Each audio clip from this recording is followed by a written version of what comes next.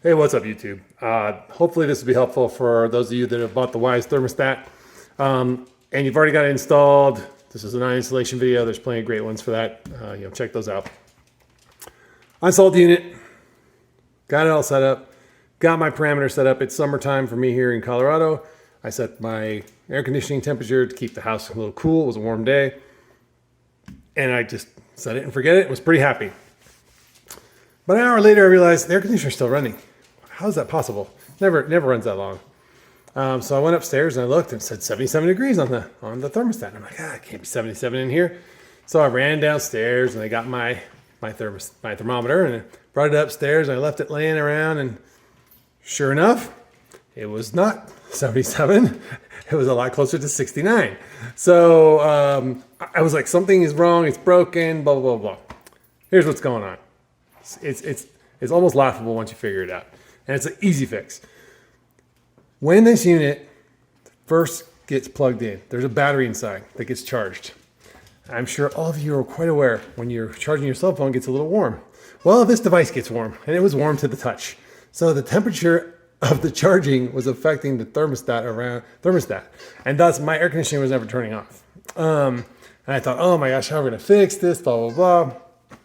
Well, if you wait a few hours, it will automatically calm down and the battery will stop charging. It'll be nice and cool to the touch and you'll get a better idea of what the room temperature is. But even then, and I will show you guys this, currently it's 72.8 on my more accurate, or 72.6 on my more accurate thermometer, and it says 75 on the Wyze. Well, it's a super easy fix. If you go into the software and you go to the settings for the thermostat and you go to the advanced tab, and I'll put a picture of this in the video here in a second.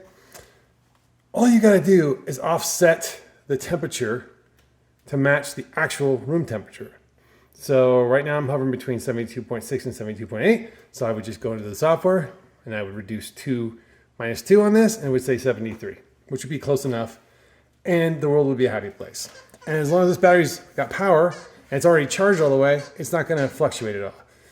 Now, if you lose power in the house at some point and power comes back on, say an hour later, and the battery starts recharging, you're probably going to see this problem happen again. You can adjust it in the software again, or you can just wait for the battery to finish charging.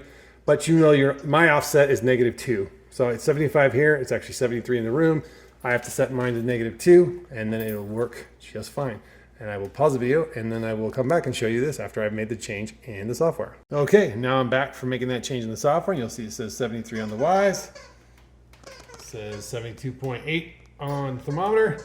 I call that a win. We're gonna leave it like that. And from now on, my software will just be -2 in that setting. And it'll keep everything in sync. And again, the only time I should have another problem is if I lose power and it starts recharging again, it's gonna get warm again. So just be aware, if it's the middle of summer, your air conditioner is going to run until that battery's charged and it drops back down to whatever the real temperature in the room is. And or if you're in the middle of winter, you're going to be chattering your teeth a little bit until that battery's done charging and it realizes it has to turn the heat on. So just be aware, you can make that adjustment right in the back and everything works fine. So don't package it up and send it back just yet. It's just a minor little software tweak.